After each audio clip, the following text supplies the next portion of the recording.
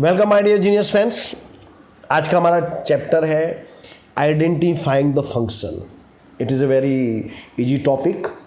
इसमें ये 3 मार्क्स का आता है। इसमें सेंटेंस दिए होते हैं, आपको पहचानना होता है कि ये क्या दर्शा रहा है। तो ये इट इज़ वेरी इजी। इसमें कुछ वर्ड्स हैं, उसको आपको ध्यान रखना है। और ये जो आई एम श्योर कि ये वीडियो अगर आप ध्यान से देखेंगे तो आपके 3 मार्क्स पक्के हैं। तो पहला है हमारा डिस्क्राइबिंग और एक्सप्लेनिंग अबाउट टाइम, यानी ऐसे सेंटेंस जिसमें टाइम का उल्लेख किया जाता है, टाइम बताया जाता है। तो कुछ शब्द दर्शाने हैं, जैसे नेक्स्ट, टुमारो, यस्टरडे। ये जो शब्द होते हैं वाक्य में आए तो समझ जाने का दैट सेंटेंस इज एक्सप्लेनिंग और डिस्क्राइबिंग टाइम। पहला एग्जाम्पल देखिए friends, I will meet you at 4 PM, यानी मैं तुम्हें 4 बजे मिलूंगा। तो 4 बजे it is indicating time. So एक this function this sentence shows time. Next है they are organising the meeting on next Monday. As I have told you कि नेक्स्ट, टुमारो, यस्टरडे, ये जो वर्ड्स हैं क्या दर्शाते हैं? टाइम। तो ये सेंटेंस भी क्या दर्शा रहा है? ये कौन सा फंक्शन दर्शा रहा है? टाइम का फंक्शन दर्शा रहा है। ओके, अगला देखिए, India got the independence on 15 अगस्त 1947। यहाँ पे क्या दर्शाया गया? टाइम बताया कि इंडिया कब फ्री हुआ। Fourth, I will check your homework after 2 days। मैं तुम्हारा होमवर्क 2 दिनों बाद चेक करूँगा। तो यहाँ पे क्या दर्शाया गया है? समय दर्शाया गया है कि कितने समय बाद चेक किया जाएगा। नेक्स्ट देखिए, Sunil has met his family after 5 years ago. After 5 years आना चाहिए, आई एम सॉरी। तो सुनील उसकी फैमिली से 5 वर्ष बाद मिला है। नेक्स्ट देखिए, Sunita is watching television since last 2 hours। तो इसमें जो सिंस और फॉर जैसे वर्ड हैं ये भी टाइम को दर्शाते हैं। सिंस और फॉर को याद रखिएगा। सिंस द लास्ट 2 hours, पिछले 2 घंटों से, तो ये भी क्या दर्शा रहा है? समय। Okay, describing about the reason यानी कारण, जिसमें कारण दर्शाया जाए। तो इसमें दोस्तों मैं आपको सजेस्ट करूंगा कि कुछ वर्ड्स आप पे ध्यान दीजिएगा तो आपको ख्याल हो जाएगा। अगर आपका ट्रांसलेशन अच्छे तरीके से कर सकते हो then it is much better. Due to, as, because, since, ये जो वर्ड्स अगर शब्द वाक्य में आए then that sentence shows reason, वो कारण दर्शाता है। पहला वाक्य देखिए दोस्तों कि tomorrow there will be no class due to lockdown. Due to यानी के कारण, तो यहाँ क्या दर्शाएगा? रीजन दिखाएगा कि क्यों भाई क्लास नहीं है, लॉकडाउन के कारण। तो ये क्या दर्शा रहा है? Reason. She was not allowed in exam as she came so late. As यानी क्योंकि उसे एग्जाम में अलाउ नहीं किया गया क्योंकि वो लेट थी। तो ये भी दर्शा reason. I was absent because I had gone to my native place. Because आया है, बिकॉज यानी क्योंकि, ये कारण दर्शा रहा है। Okay, describing contrast, it is very easy. Contrast यानी विरोधी, जहाँ 2 विरोधी शब्द आए। तो इसके लिए आपको जो कुछ वर्ड्स है वो खास याद रखने हैं। बट, दो, ऑल दो, even though, in spite of, ये जो वाक्य ये विरोधी दिखाते हैं, इसमें इनको बोलते हैं डिस्क्राइबिंग कॉन्ट्रास्ट। सुनीता, पहला सेंटेंस देखिए दोस्तों, Sunita ran fast but she miss the bus. Sunita तेज दौड़ी लेकिन वह बस चूक गई। तो अब वो तेज दौड़ी है तो उसे बस पकड़ लेना चाहिए, मगर यहाँ उल्टा हो रहा है, तो इट इज कॉन्ट्रास्ट। तो as I have told you कि दो, ऑल दो, इवन दो ये आवे तो ये कॉन्ट्रास्ट दर्शाता है, ये विरोधी को दर्शाता है। नेक्स्ट देखिए, in spite of my warning he went there. मेरी वार्निंग्स के बावजूद वो वहाँ गई, यानी मैंने वार्निंग दी तो उसे नहीं जाना चाहिए था, बट सी वेंट देयर। तो ये दोनों सेंटेंस क्या टोटली कॉन्ट्रास्ट है। ओके, देखिए, डिस्क्राइबिंग द मैनर। मैनर यानी तरीका, जिसमें तरीका बताया जाए। इसमें एज, इफ, लाइक जैसे वर्ड्स खास आती रखिएगा। For example, the good Lord was working with full concentration, यानी भगवान, गुड लॉर्ड यानी भगवान पूरे कॉन्सेंट्रेशन से काम कर रहे थे। तो कैसे काम कर रहे थे? With concentration. You can pass his test very easily, आप इसे काफ़ी आसानी से पास कर सकते हो उस टेस्ट को। तो यहाँ पे क्या दर्शाया गया? मैनर। कैसे पास करते? Very easily. The dog swiftly jumped over the fence and attack the robbers, कुत्ता फेंस के ऊपर से तेजी से कूदा और रॉबर्स पर, डाकुओं पर आक्रमण किया। तो कुत्ता के साथ कैसे कूदा? स्विफ्टली। यहाँ क्या दर्शाया गया है? मैनर। ओके। फोर्थ देखिए, he started eating like a monster. Monster यानी राक्षस, उसने एक राक्षस की तरह खाना करना शुरू किया। लाइक और एज इफ भी दोस्तों याद रखिए, एज इफ का मतलब होता है जैसे कि। अगर किसी सेंटेंस में एज इफ आए then it also shows manner. Okay. Next है डिस्क्राइबिंग द रिजल्ट। रिजल्ट यानी परिणाम। It was raining heavily so I could not attend the school. मैं बरसात हो रही थी इसलिए मैं स्कूल अटेंड नहीं कर सका। तो देखिए, बरसात हो रही थी, ये रीज़न है। उसका रिजल्ट क्या हुआ? आई could not attend the school, मैं स्कूल अटेंड नहीं कर सका। तो ये जो सो, देयरफॉर, ये जो वर्ड्स हैं ये रीजन दर्शाते हैं। और टू भी याद रखिएगा दोस्तों, टू शब्द भी इसी में याद रखिएगा। टू है इनफ वाले जो सेंटेंस हैं, इनफ, टू इनफ वाले जो सेंटेंस है दे ऑल्सो शो रीजन।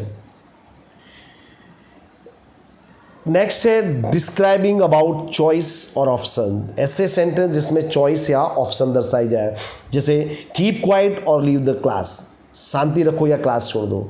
ऐसे सेंटेंस में और आए, इधर और आए, तो ये जो है इसमें एक चॉइस दर्शा दी जाएगी, भाई आप या तो ये करो या तो वो करो। तो इसमें ये जो चीज़ें खास याद रखिएगा, और है, इधर और है, नाइदर नॉर है। तो ये जो आते हैं इनमें ऑप्शन दिया जाता है। इधर और यानी या तो ये या तो वो, यानी आपको ऑप्शन दिया जा रहा है। तो सेंटेंस में अगर ये शब्द आ जाए तो वहाँ पे चॉइस दर्शाई जाती है। Describe about condition. कंडीशन का मतलब होता है शर्त, जहाँ पे शर्त रखी जाए। तो इसमें दो वर्ड आप खास याद रखिएगा, इफ़ और अनलेस। इफ यानी यदि, यदि तो, और अनलेस यानी यदि नहीं तो। यानी जैसे पहला वाक्य देखिए दोस्तों ध्यान से, मैंने इस टॉपिक पे ऑलरेडी एक पूरा कंप्लीट वीडियो शेयर किया है, इसे आप देख लीजिएगा। If you walk slowly we will miss the bus, यानी यदि तुम तेजी से धीरे धीरे चलते हो हम बस चूक जाएंगे। अगला देखिए, unless you work hard you will fail in the exam, यानी यदि तुम मेहनत नहीं करते हो तुम परीक्षा में फेल हो जाओगे। तो यहाँ मैंने कंडीशन दी है कि भाई मेहनत करो, मेहनत करोगे तो पास करोगे, यदि नहीं करोगे तो फेल होगे। तो ये कंडीशन दी गई है। ओके। अगला देखिए, डिस्क्राइबिंग अबाउट नेसेसिटी। नेसेसिटी यानी जहाँ ज़रूरत दिखाई जाए, जहाँ दबाव पूर्वक कुछ कहा जाए। तो इसमें मस्ट को भी याद रखिएगा एक तो, और हैज़ टू, हैव टू, ये भी आता है इसमें। Many people have to live in dirty slums, इसका मतलब समझिए, कई लोगों को स्लम, गंदी बस्तियों में रहना पड़ता है, यहाँ उनकी मजबूरी है इसलिए वे रहते, बाकी खुशी से कोई रहना नहीं चाहता। तो इसमें ये जो वर्ड है हैव टू, इस पर ध्यान रखिए। Now I have to call police, अब मुझे पुलिस को बुलाना पड़ेगा। यहाँ मेरी ज़रूरत है, मजबूरी है, इसलिए मैं बुला रहा हूँ। ओके। नेक्स्ट सेंटेंस देखिए, Sunil has to submit his assignment to pass in the exam. Sunil को पास होने के लिए अपना असाइनमेंट सबमिट करना पड़ेगा। It is compulsory for him, जरूरी है। ओके। वी मस्ट आए तो भी वो कंपल्सरी होता है। We must wear helmet while riding two wheelers, यानी टू व्हीलर्स पर चलते समय हेलमेट पहनना जरूरी है। It is necessary. तो ये जो शब्द है उन पर ध्यान दीजिए तो आपके लिए चैप्टर है काफ़ी आसान हो जाएगा। डिस्क्राइबिंग अबाउट ड्यूटीज, ड्यूटी यानी कर्तव्य, जहाँ आपके कर्तव्य को दर्शाया जाए, तो उसमें ये शुड को विशेष याद रखना पड़ेगा। शुड यानी चाहिए, शुड का अर्थ याद रखिए, ऑलरेडी मैंने इस पे चैप्टर शेयर किया है शुड और मस्ट पे। For example, we should follow the traffic rules, हमें ट्रैफिक के नियमों का पालन करना चाहिए। It is our duty. Next देखिए, you should not waste your time, तुम्हें अपना समय बर्बाद नहीं करना चाहिए। It is your duty not to waste time. Capacity, describing about capacity, capacity यानी क्षमता, जहाँ क्षमता या एबिलिटी भी हो सकता है, एबिलिटी ये भी याद रखिएगा, एबिलिटी यानी क्षमता, जहाँ क्षमता दिखाई जाए। For example I can speak English, यानी मेरी इतनी कैपेसिटी कि मैं अंग्रेजी बोल सकता हूँ। तो इसमें दो को याद रखिएगा, कैन और इसका भूतकाल का रूप है कुड, ये, और एक दूसरा है मे, ये आगे आएगा। मे दर्शाता है पॉसिबिलिटी और कैन दर्शाता है एबिलिटी और कैपेसिटी। इसको खास ध्यान रखिएगा, मे आए तो पॉसिबिलिटी दर्शाएगा, प्रोबेबिलिटी दर्शाएगा, जबकि कैन और कुड आएगा तो वो कैपेसिटी दर्शाएगा। ओके, अगला देखिए, प्रोबेबिलिटी और पॉसिबिलिटी, संभावना। For example, it is very humid today, it may rain tonight, यानी आज काफ़ी ह्यूमिडिटी है, आज रात बारिश हो सकती है। तो यहाँ हम क्या दर्शा रहे हैं, संभावना, प्रोबेबिलिटी। माय फादर में कम होम अर्ली, मेरे फादर आज जल्दी घर आ सकते हैं। तो हम यहाँ क्या दर्शा रहे हैं, प्रोबेबिलिटी। ओके, इसको खास ध्यान रखिए। ऐसे ये जो 12th है, ऐसे काफ़ी एग्जाम्पल पूछते हैं, लगभग एक तो पूछ ही लेते हैं। एक्सचेंजिंग नाइसटीज, यानी अच्छे व्यवहार का एक्सचेंज करना, किसी के साथ अच्छा व्यवहार करना। कॉन्ग्रेचुलेसन है, गुड मॉर्निंग है, इट्स ओके है, यू आर वेलकम है, दीज आर शोइंग नाइसटी। जैसे गुड मॉर्निंग ये नाइसटी बता रहा है, नो थैंक्स ये नाइसटी बता रहा है, इट्स ओके ठीक है, यू आर वेलकम। यहाँ ये क्या दर्शा रहे हैं, एक अच्छी हैबिट को दर्शा रहे हैं। फॉर एग्जाम्पल हम किसी को कहें congratulation, best of luck, these are also niceties. Describing about place, किसी प्लेस का वर्णन करना हो। For example, the Asia is the biggest continent, Asia सबसे बड़ा महाद्वीप है, कॉन्टिनेंट यानी महाद्वीप। तो यहाँ मैंने एशिया का वर्णन किया है, एशिया की एक क्वालिटी को बताया है, तो मैं एक प्लेस का वर्णन कर रहा हूँ। नेक्स्ट देखिए, Ahmedabad is one of the main cities of Gujarat, Ahmedabad Gujarat की मुख्य शहरों में से एक है। तो यहाँ मैंने अहमदाबाद एक प्लेस है उसके बारे में बताया, तो मैंने एक प्लेस का वर्णन किया है। Next, there is a dog under the table, table के नीचे एक कुत्ता है। तो मैंने यहाँ पे कुत्ते का प्लेस बताया कि वेयर इज़ द डॉग, तो the dog is under the table. My school is near Kankaria, मेरा स्कूल कहाँ है, कांकरिया के नज़दीक। तो मैंने अपने स्कूल का प्लेस बताया इसमें कि मेरा स्कूल कांकरिया के नज़दीक है, तो I am showing a place. Describing comparison, दोस्तों इसको याद रखिए, इट इज़ वेरी इजी। तो डिग्री आपने सीखी होगी, और यदि आपने नहीं देखा है तो इसमें I have already share more than 3 videos on this channel. 3 videos मैंने शेयर की, उनको देखिए आप। तो इसमें पॉजिटिव, कंपेरेटिव और सुपरलेटिव के जो वाक्य हैं, दे शो कंपैरिजन, कंपैरिजन यानी तुलना। तो आपको ये याद रखना है, एज, देन और दा के बाद सुपरलेटिव फॉर्म। फिर और भी आते हैं फ्रेंड्स, और भी शब्द हैं, मैं सभी एग्जांपल्स नहीं दे पा रहा हूँ। जैसे वेरी फ्यू,